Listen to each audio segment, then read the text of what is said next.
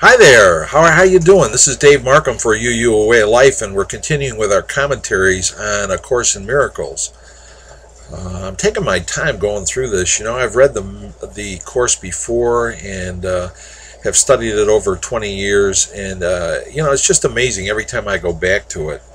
I see things there I didn't see before. The thing is so rich and so deep. It continues to amaze me, and it dawns on me this morning that there's a real danger in trying to read it like a book. You know, you really can't. You know, you have to kind of almost take it one sentence and one paragraph at a time.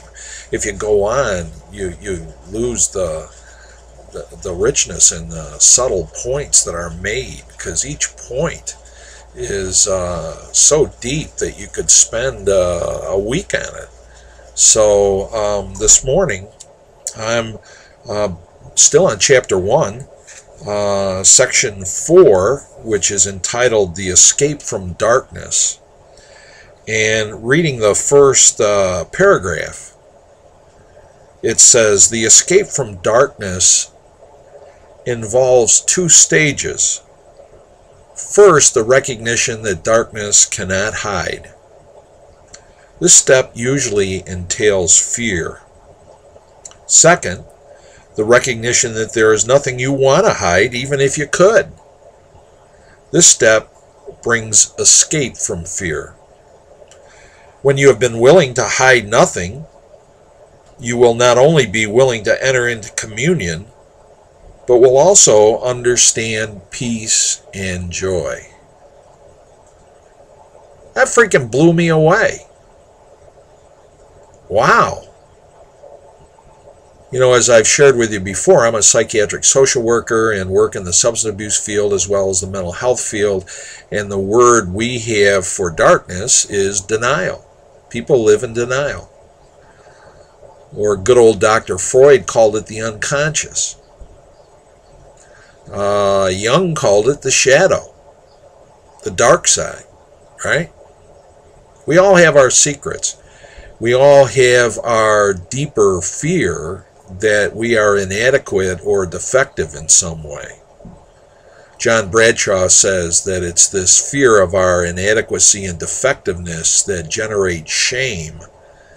And it's shame that then leads to addiction, because we're trying to escape our inherent sense of shame, that deep down there's something wrong with us, that we're defective or inadequate, that leads to addiction, because our addictive behaviors or chemicals are mood altering. They make us feel a little better, right? So, you know, when we explore our own feelings and try to understand other people who are struggling with addiction, Bradshaw's idea of shame, I think, is a very important one. When people are ashamed of themselves, they hide, right? They not only hide from other people, they even hide from themselves. And when they hide from themselves, you know, some of us call that denial. I'm not sure if that's the right word for it. I think it's a self-protective mechanism. And as it says in the Course, we're afraid. We're afraid of what we fear we deep down are. So we develop a facade, a pretense. We try to be what we're not. We pretend that we're one way when really deep down we're afraid we're another. And it takes a tremendous amount of energy, really, you know, to maintain that facade, to manifest that pretense. And what a relief, what a liberation if we could just drop it, right? But first we have to deal with the fear that we're inadequate or defective, or people will perceive us as inadequate or defective in some way and shame us. The psychodynamic-oriented psychologists call it a narcissistic wound. our feelings are hurt, right? And people will do anything to avoid narcissistic wounding, even kill other people. You know, you hear about gang activity, and a young adolescent will kill another adolescent because he dissed them. Dissing can be one of the worst offenses. You know, it was disrespectful.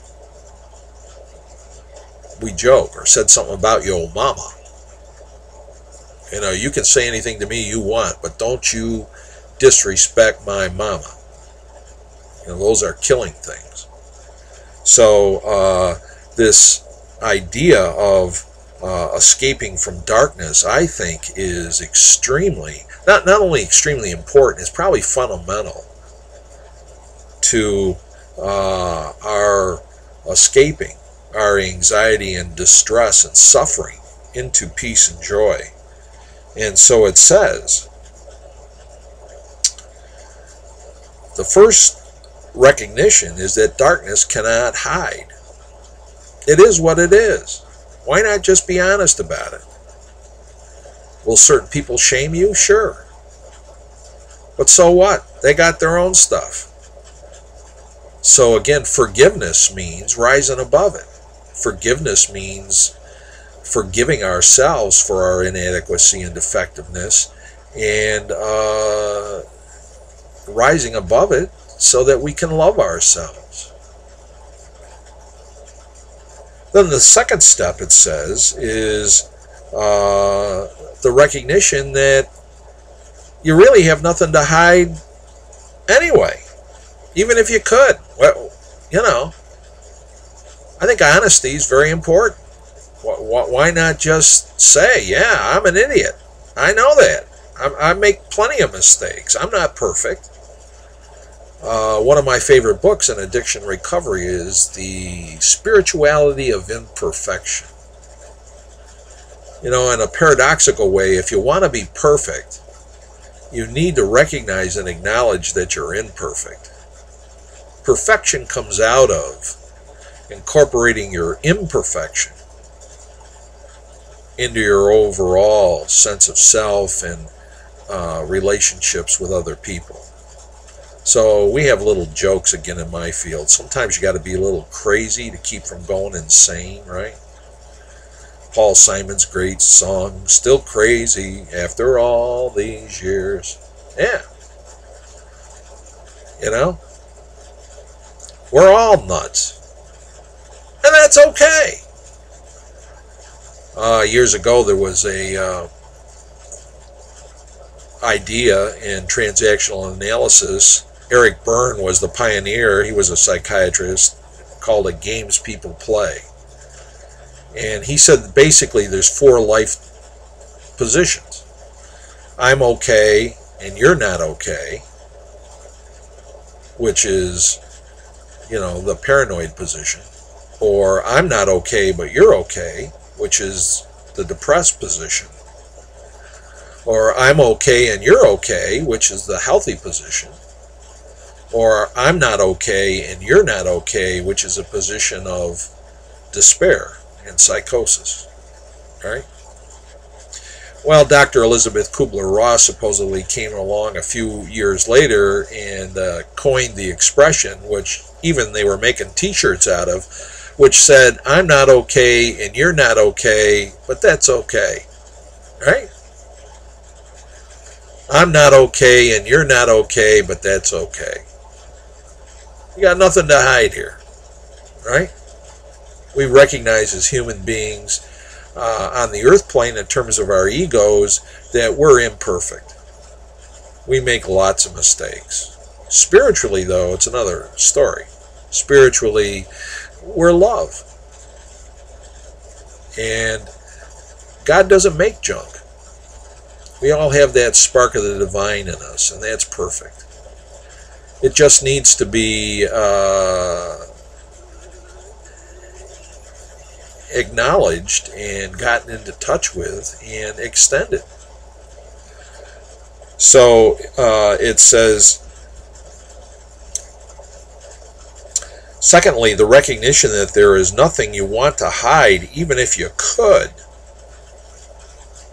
is a step in the right direction. You sleep better. Just be honest.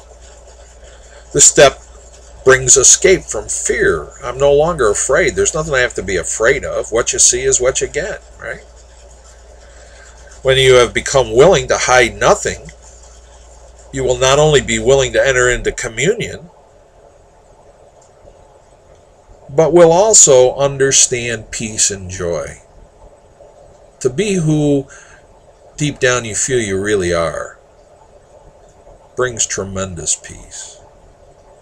Takeaway today, be honest with yourself and in a discriminating fashion with other people, where it would do no harm, as they say in Alcoholics Anonymous 12 Steps. We have to do a fearless moral inventory, and where it would do no harm, make amends. Right? Yeah.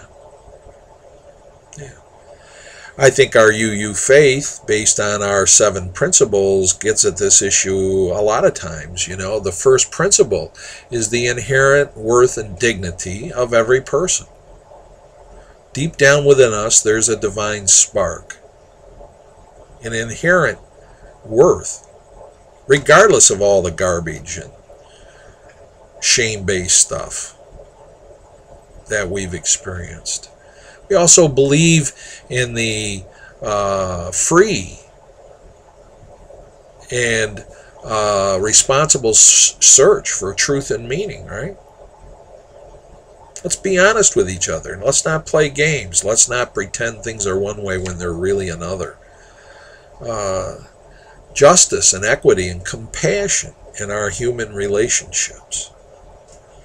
I think when we are creating a life based on Unitarian Universalist principles, we come out of the darkness into the light. And a life well lived based on those principles provides deep and abiding peace and joy.